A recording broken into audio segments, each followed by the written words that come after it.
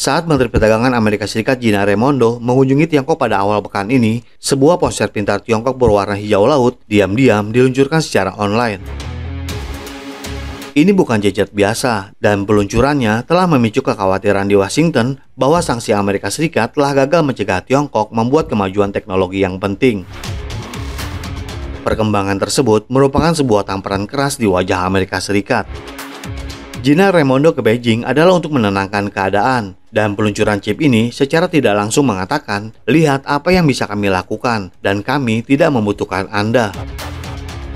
Mate 60 Pro mewakili tonggak sejarah baru dalam kemampuan teknologi Tiongkok. Dengan chip canggih di dalamnya yang dirancang dan diproduksi di Tiongkok, meskipun terdapat kontrol ekspor yang ketat dari Amerika Serikat yang bertujuan untuk mencegah Tiongkok memproduksi produk tersebut. Dan ponsel baru ini sekaligus sebagai pukulan besar bagi semua mantan pemasok teknologi Huawei yang sebagian besar adalah perusahaan Amerika Serikat. Dalam episode kami bulan lalu, kami menyebutkan bahwa ponsel terbaru Huawei akan diluncurkan pada tahun 2024, tetapi ternyata Tiongkok telah meluncurkannya lebih awal lagi.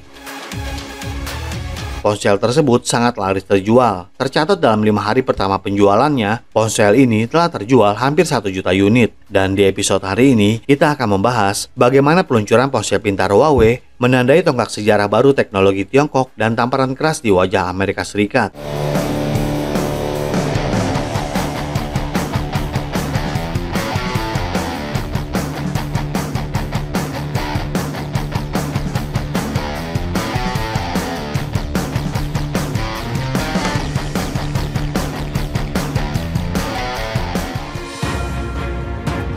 Huawei Technologies dan pembuat chip terkemuka Tiongkok SMIC telah membangun prosesor 7 nanometer canggih untuk memberi daya pada ponsel pintar terbarunya ini. Mate 60 Pro Huawei ditenagai oleh chip Kirin 9000S baru yang dibuat di Tiongkok oleh Semiconductor Manufacturing International Corp atau SMIC. Tes kecepatan yang diposting oleh pembeli awal ponsel secara online menunjukkan bahwa kinerjanya mirip dengan ponsel 5G kelas atas dan memiliki kemampuan untuk melakukan panggilan satelit. Ini adalah prosesor pertama yang memanfaatkan teknologi 7 nanometer tercanggih milik SMIC dan menunjukkan bahwa pemerintah Tiongkok sedang membuat kemajuan dalam upaya membangun ekosistem chip dalam negeri. Perkembangan ini sekaligus adalah peringatan bahwa sanksi Amerika Serikat tidak akan menghentikan Tiongkok, namun justru ini akan memacu Tiongkok untuk melipat gandakan upaya untuk membangun alternatif terhadap teknologi Amerika Serikat. Berita mengenai hal ini telah memicu nasionalisme Tiongkok dan memicu spekulasi tentang efektivitas pembatasan yang dilakukan Washington terhadap sektor teknologi besar di negara tersebut. Amerika Serikat saat ini sedang berupaya mengungkap rincian lengkap mengenai kemajuan Huawei dalam teknologi chip. Penasihat Keamanan Nasional Amerika Serikat Jake Sullivan mengatakan bahwa pemerintah Amerika Serikat ingin mengetahui komposisi yang tepat dari prosesor Mate 60 Pro Huawei. Sullivan memecah kebisuan Washington menjadi kebisingan setelah Huawei tiba-tiba merilis ponselnya pekan lalu ketika Menteri Perdagangan Amerika Serikat Gina Raimondo mengunjungi Tiongkok. Dan kami pikir hal ini serupa dengan pengumuman pemerintah Tiongkok tentang pembatasan ekspor mineral kritis yang bertepatan dengan kunjungan Menteri Keuangan Amerika Serikat Janet Yellen ke Beijing.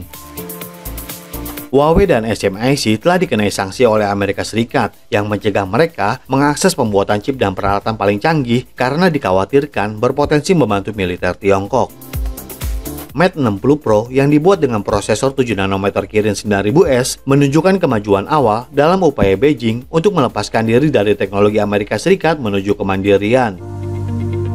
Huawei yang berbasis di Shenzhen merilis perangkat andalannya tanpa acara peluncuran resmi, namun kabar tersebut dengan cepat menyebar di media sosial. Seiring dengan sentimen patriotik yang melanda Weibo dan jaringan lainnya setelah muncul laporan awal mengenai chip dan kemampuan nirkabel cepatnya.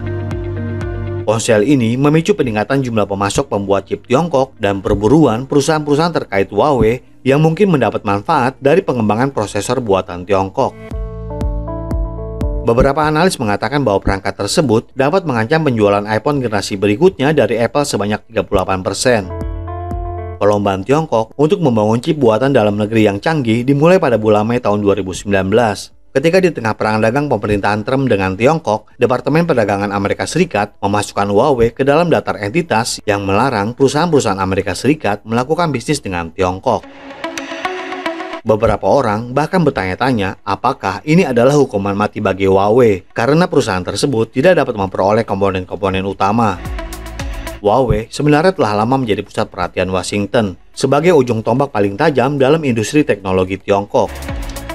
Sejak tahun 2012, Huawei telah menjadi pemasok peralatan yang diperlukan untuk mengoperasikan internet global terbesar di dunia, posisi yang tetap dipertahankan meskipun ada sanksi dari Amerika Serikat. Huawei telah mengajukan lebih banyak permohonan paten dibandingkan perusahaan lain manapun di Tiongkok, dan konstelasi perusahaan rintisan Tiongkok mengandalkan algoritma AI Huawei untuk membangun aplikasi mereka sendiri seperti untuk pengenalan wajah dan suara, identifikasi pola, dan tujuan lainnya. Lini bisnis Huawei mencakup produk-produk yang sensitif secara geopolitik, termasuk stasiun pangkalan seluler yang menyediakan jangkauan seluler bagi negara-negara, peralatan pengawasan video, dan sistem kabel bawah laut yang semuanya memerlukan chip sebagai otaknya. Setelah sanksi tersebut diberlakukan, Ren Zhengfei, pendiri Huawei yang karismatik, mendorong Huawei untuk berjuang habis-habisan demi kelangsungan hidup perusahaan mereka. Sejak saat itu, Huawei telah beralih ke mode bertahan hidup.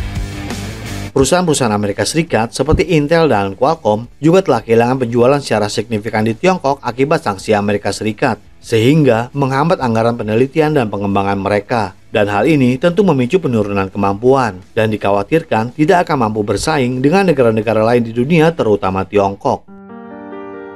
Para eksekutif Amerika Serikat khawatir bahwa hal ini dapat membebani kekuatan jangka panjang mereka dalam industri di mana hanya sedikit perusahaan terkuat dan tercepat yang mampu bertahan. Menjadi sangat jelas bahwa industri semikonduktor sangat strategis bagi setiap negara di dunia. Mengingat ketegangan geopolitik, setiap negara melakukan yang terbaik untuk menstabilkan dan meningkatkan operasi mereka. Kampanye global yang dipimpin Amerika Serikat untuk memblokir akses Tiongkok terhadap teknologi mutakhir telah gagal. Washington dalam beberapa bulan terakhir telah mengirim pejabat senior seperti Raimondo dan Menteri Luar Negeri Antony Blinken ke Beijing, meskipun perjalanan ini tampaknya tidak membuahkan hasil yang signifikan. Saat ini, Huawei sedang menguji garis merah Amerika Serikat. Jadi bagaimana menurut Anda? Bagaimana nasib industri teknologi di Amerika Serikat dan bagaimana mereka akan bertahan bersaing dengan produk Tiongkok yang harganya sangat kompetitif? Juga bagaimana dengan nasib Apple iPhone? Silahkan berikan komentarnya di kolom komentar kami. Terima kasih dan sampai jumpa di episode berikutnya.